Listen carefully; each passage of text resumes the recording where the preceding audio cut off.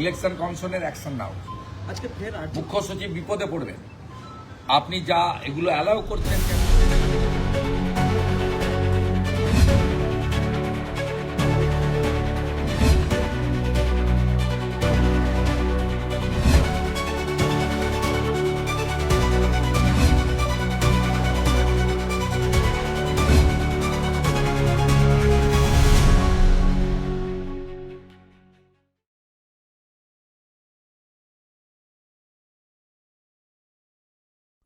সেখানে বলেছে রাজ্যের মধ্যে সবথেকে বেশি লিড দিতে হবে ভবানীপুর থেকে, টার্গেট বেঁধে দিয়েছে। 60,000 টার্গেট বেঁধে দিয়েছে। আশা করতেই পারেন উপনির্বাচন কিভাবে হয়েছে সবাই জানে। উপনির্বাচনের পরে তো লোকসভার ভোট হয়েছে, 58টা তো 58 নেই, 8,000-এ তারপরে তো 45,000 প্রথম গেছে ফার্স্ট রাউন্ডে, মানে ব্রেকফাস্টে। লাঞ্চে গেছে 2,000, 47,000। তারপরে সাপারে গেছে 4,000, 51,000 তো চলে গেছে। তৃণমূল বলছে ভবানীপুরের আদি বিজেপিরা তারা সব ভোট দেবে তৃণমূলে। শ্রমিক সুকান্ত এদের নিজেদের লড়াই আপনার সঙ্গে, সেই জন্য মানে যারা আদি রয়েছে তারা সবাই তৃণমূলে ভোট দেবে। বিজেপি একটা এদিন থেকে যে বিজেপির সদস্যপদ গ্রহণ করে সেই বিজেপি, এটা আমার কথা নয়, আমাদের সর্বভারতীয় নেতৃত্ব। এগুলো এই সমস্ত কথা হাত পাতা হয়, এর মধ্যে না ঢোকাই ভালো, দূরে থাকা ভালো। তৃণমূল কংগ্রেস হতাশা থেকে এই সব কথাবার্তা বলছে।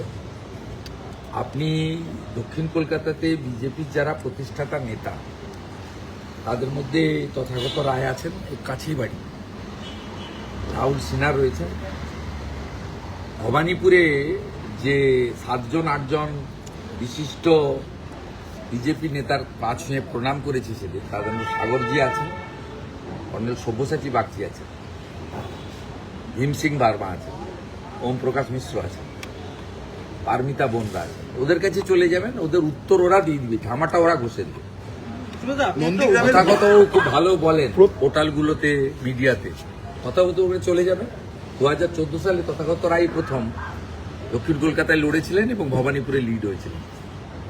আমার পরম প্রার্থী আজকে তথাগত বাবু মেসেজ করেছেন, আমি এই বয়সেও তোমার জন্য ভবানীপুরে কিছু করতে চাই, কি করতে হবে বলো, কখন যেতে হবে বলো, কর্মসূচিগুলোকে আমার সূচনা করে পরম প্রাপ্তি।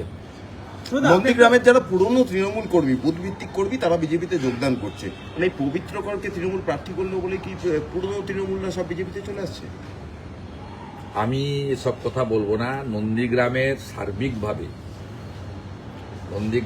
সার্বিকভাবে জনগণই আমার আত্মীয়।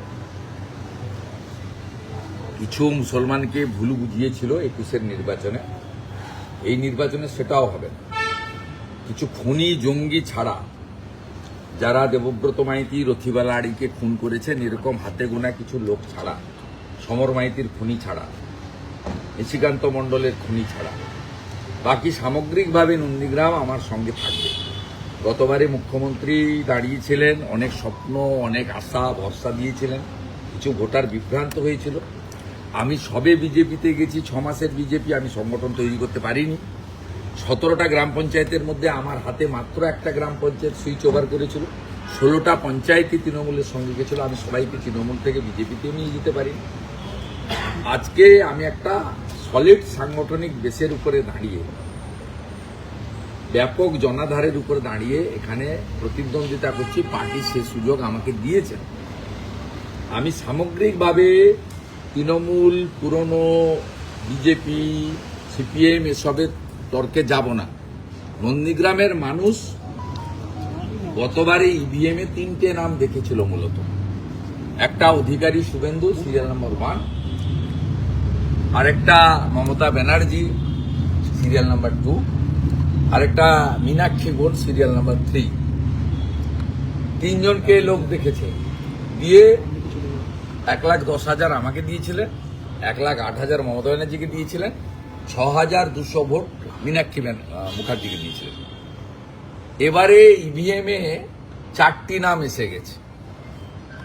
একটা শুভেন্দু অধিকারী পদ্মফুল প্রতীকে, একটা পবিত্র কর ঘাসের উপর জোড়া ফুল প্রতীকে, আরেকটা শান্তিগিরি কাস্তে ধান শীষের প্রতীকে, আরেকটা আজকে আইএসএফ দিয়েছে শিক্ষক আমাদের সাবে মিরাজ ভাই নাকি নাম তার, মোহাম্মদ তিনি ওখানে প্রার্থী হয়েছেন আইএসএফ এর। নওশাদ সিদ্দিকী সাহেব, আব্বাস সিদ্দিকী সাহেবদের আশীর্বাদ ধন্য প্রার্থী। এই চারটে নাম থাকবে ইভিএমে।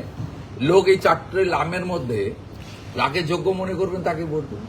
আপনাদের এত বিচলিত হবে না। একটা বিষয়, সেটা মুখ্যমন্ত্রী আমি তো বলি, আপনি যদি নন্দীগ্রামের ভোটার হতেন, আপনাকে যদি চারটে নাম বলা হতো, আপনি ঠিক বিচারই করতেন। আপনার বিচার ভুল হতো। মমতা বন্দ্যোপাধ্যায় যে প্রচার, অভয়ার মমতা মাকে নিয়ে যে বন্দ্যোপাধ্যায় প্রচার জল্পনা করছেন, চলছে, সেখানে অভয়ার মাকে নিয়ে যে জল্পনা চলছে, তিনি কি আদতে বিজেপির প্রার্থী হচ্ছে? তিনি বিজেপির মেম্বারশিপ নিয়েছেন বোন অভয়ার মা এবং বাবা। এবারে প্রার্থী করবেন কিনা ভারতীয় জনতা পার্টির কেন্দ্রীয় নেতৃত্ব চূড়ান্ত অনুমোদন দেবেন। আমাদের যে বক্তব্য রাখার, আমি রাজ্য সভাপতি শ্রমিক ভট্টাচার্য, সুকান্ত মজুমদার কেন্দ্রীয় মন্ত্রী সহ আমাদের সংগঠনের যারা আছেন, অমিতাভ বসু, আমরা আমাদের ওপিনিয়ন আভ্যন্তরীণভাবে দিয়েছি, এটা সংবাদ মাধ্যমে দেওয়া যায় না। আমাদের যে দীর্ঘ প্রার্থী নির্বাচনের 1 মাসের প্রসেস, 5000 কার্যকর্তার ওপিনিয়ন সংগ্রহ, এটাতে আমরা কেউ কিন্তু কোথাও কোনো স্তরে প্রকাশ্যে কেউ বলিনি, কোনো সোশ্যাল মিডিয়াতে পোস্ট করিনি, হয় না। বিজেপি কমপ্লিটলি ডিসিপ্লিন অর্গানাইজেশন, এবং এখানে প্রার্থী চূড়ান্ত করেন রাষ্ট্রীয় অধ্যক্ষ নবীনজির পৌরোহিত্যে, প্রধানমন্ত্রী নরেন্দ্র মোদীজির উপস্থিতিতে কেন্দ্রীয় নির্বাচন কমিটি। অর্থাৎ প্রার্থী নির্বাচনের ব্যাপারটা আমাদের এখনো 38টা আসন ঘোষণা হয়নি। আমি আশা করছি, আমার সঙ্গে সুনীলজির কথা হয়েছে যে অতি সত্বর ঘোষণা হবে, কারণ এই 38টার মধ্যে বহু আসন রয়েছে যেগুলো খুব সম্ভাবনাময় আসন, বিজেপির দুর্গ। আর সেকেন্ডলি হচ্ছে আমাদের যেটা আপনি প্রশ্ন করেছেন তার উত্তর হলো, বিজেপির পরম প্রাপ্তি অভয়ার বাবা মা ভারতীয় জনতা পার্টির প্রাথমিক সদস্যতা পদ তারা অনলাইনে নিয়েছেন 2 দিন আগে। এটুকু আমি বলতে পারি, তারা বিজেপি পরিবারে সামিল হয়েছেন। একটা আইনি জটিলতার কথা শোনা যাচ্ছে ওনার প্রার্থী হওয়ার ক্ষেত্রে, মানে আমি এগুলো জানি না বলবো। মমতা বন্দ্যোপাধ্যায়ের প্রচারে পিডব্লিউডি কে ব্যবহার করা হচ্ছে, এরকম আমি পোস্ট করেছি, করতে পারেন না। শুধুমাত্র মঞ্চটা টাকা দিচ্ছে এআইটিসি, মানে ওদের পার্টি, একটা আঞ্চলিক পার্টি, নাম লিখে এআইটিসি, মানে ফরওয়ার্ড ব্লকের মতো এআইএফবি, তা দিতে পারেন না। কিন্তু তার বাইরে যা যা র্যাম্প থেকে বানানো থেকে শুরু করে সবটা খরচ করছে, এটা ভাইলেশন অফ এনসিসি। ইলেকশন কমিশনের অ্যাকশন নাও। আজকে ফের মুখ্য সচিব বিপদে পড়বেন। আপনি যা এগুলো অ্যালাউ করছেন কেন আমি জানি না। আপনার উচিত সিও বা রাজ্যের অবজারভার সুব্রত গুপ্ত এদের সঙ্গে পরামর্শ করা। চিনিঘাটা মেট্রো মামলায় আবার রাজ্যকে ধমক দিয়েছে। স্বাভাবিক, এইভাবে ডেভেলপমেন্ট আটকানো যায় না। এর আগে একটা থাপ্পড় খেয়েছে জাতীয় সুরক্ষার প্রশ্নে, সীমান্তে জমি দেওয়ার প্রশ্নে, আজকে আরেকটা থাপ্পড় খেয়েছে। এইরকম থাপ্পড় খেতে খেতে যাবেন। আর 4 মাইল পরে ভারতীয় জনতা পার্টি এলে হাসিমারা এয়ারপোর্টের জন্য জমি দেবে, বাগডোগরা এয়ারপোর্টকে বাড়ানোর জন্য জমি দেবে, মালদা বালুরঘাট এয়ারপোর্ট চালু করার ব্যবস্থা করবে, কলাইকুণ্ডা এয়ারপোর্ট চালু করার জন্য জমি চেয়েছে 25 একর, সেটাও আমরা দেব। কলকাতা এয়ারপোর্টের আরেকটা নতুন এয়ারপোর্ট করার জন্য জমি চেয়েছে ভারত সরকার, সেটাও আমরা দেব। 61টা হিলি বালুরঘাট থেকে, পাঁশকুড়া থেকে ইড়পালা হয়ে ঘাটাল পর্যন্ত,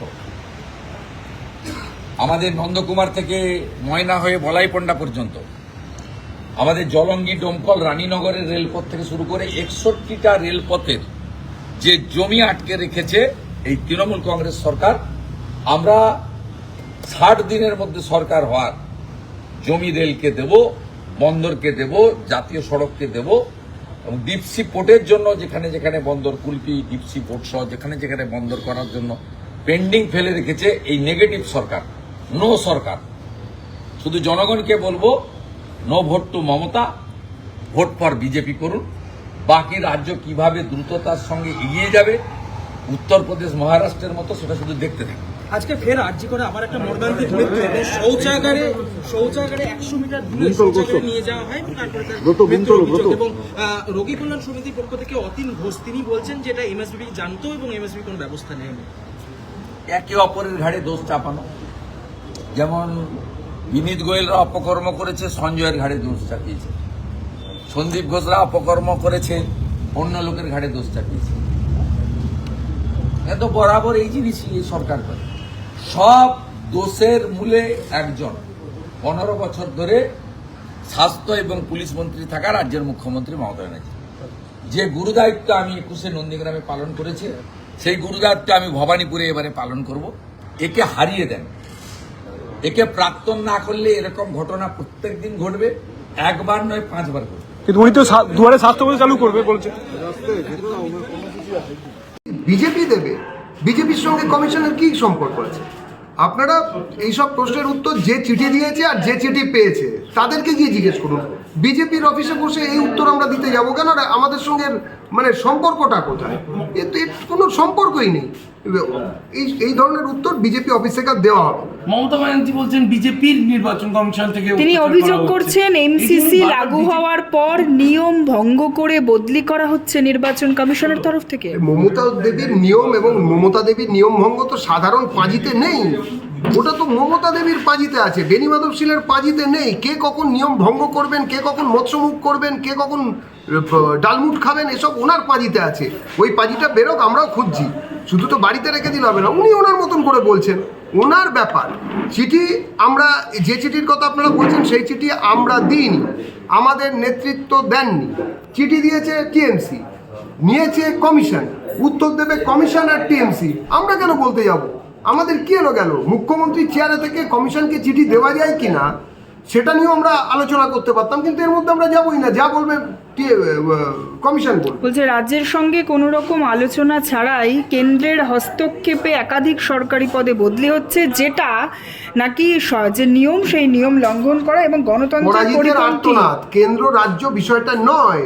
এই নির্বাচন কমিশন কেন্দ্র নয়, নির্বাচন কমিশন একটি আলাদা এন্টিটি। এখন এইসব বুঝেও কেউ যদি না বোঝে বা মানুষকে যদি ভুল বোঝানোর চেষ্টা করে, তার দায় বিজেপি নেবে।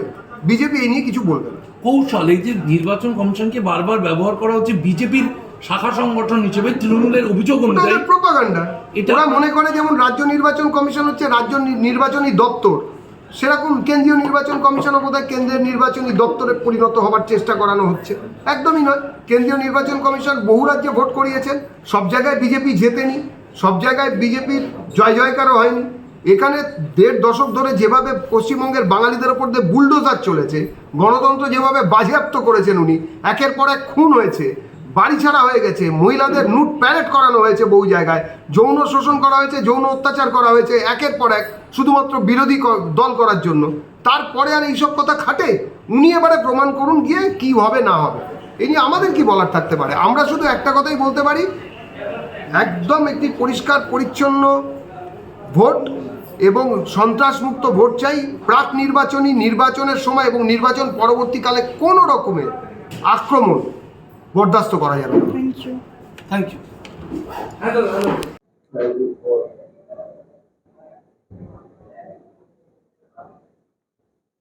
একটি এই সংক্রান্তই দুটি প্রশ্ন, সেটা হচ্ছে বাকি থাকা 38 প্রার্থী, 38 আসন এবং ইস্তেহার, এই দুটি বিষয় আপনার কাছে কোনো খবর আছে? আপনারা কিছু সময়ের মধ্যে আপনাদের কাছে চলে আসবে, অল্প আর সময় আমাদের, আপনারা আর কিছুক্ষণ ধৈর্য ধরুন, চলে আসবে।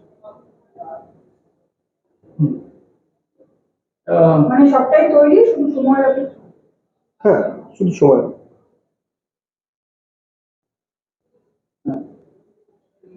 সারাদিন অন্যান্য বিষয় আসছি।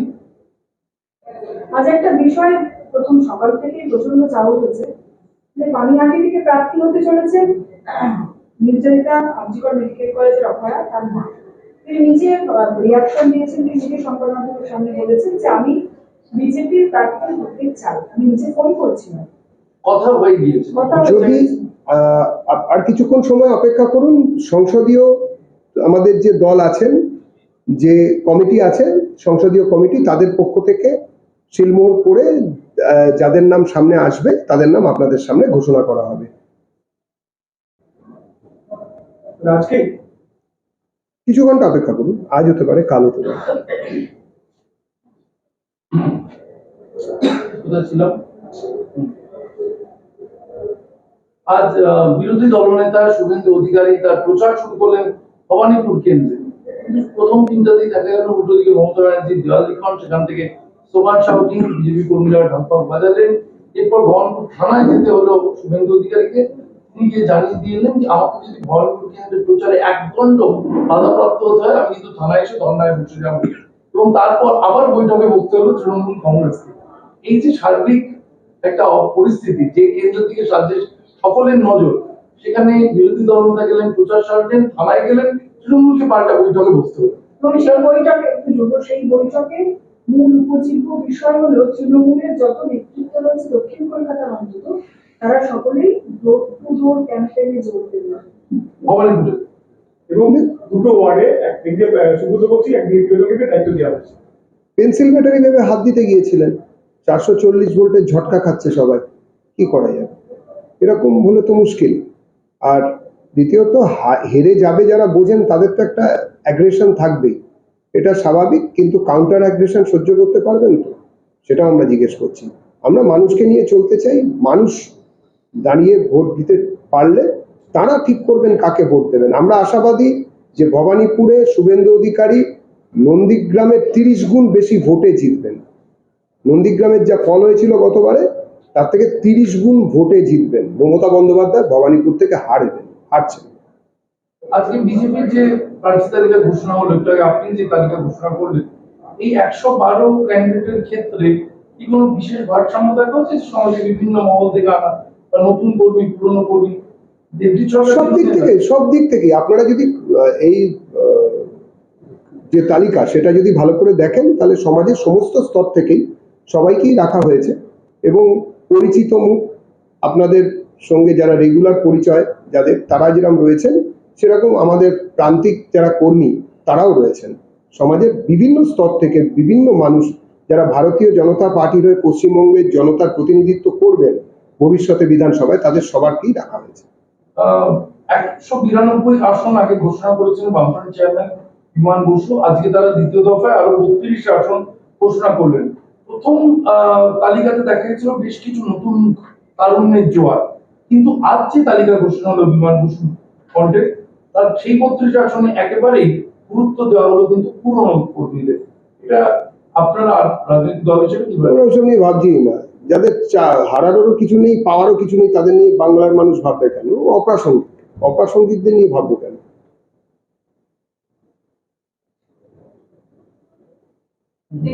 আচ্ছা, হ্যাঁ।